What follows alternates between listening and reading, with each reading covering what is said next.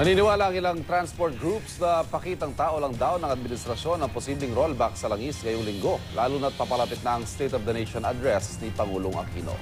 Pero sa kabila niyan, malaking tulong pa rin daw ito sa araw-araw na pamamasada ng ilang tsuper. May live report si Haji Rieta. Haji?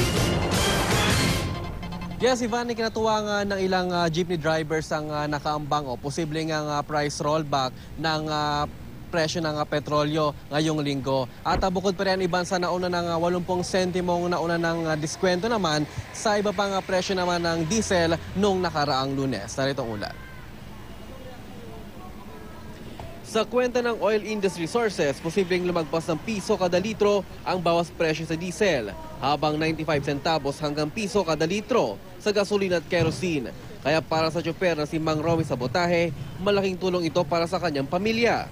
Sa ngayon daw kasi ay umaabot lang ng 500 piso ang kita niya sa mahabang oras na pamamasada. Kaya kung sakasakali, pandagdag na rin daw ito sa baon ng kanyang mga anak, ang matitipid niya sa krudo. Dapat lang magbawa naman sila ng kaunti. Bakit? Para gano'n hindi na magtataas. Ayos na sa akin ng gano'n.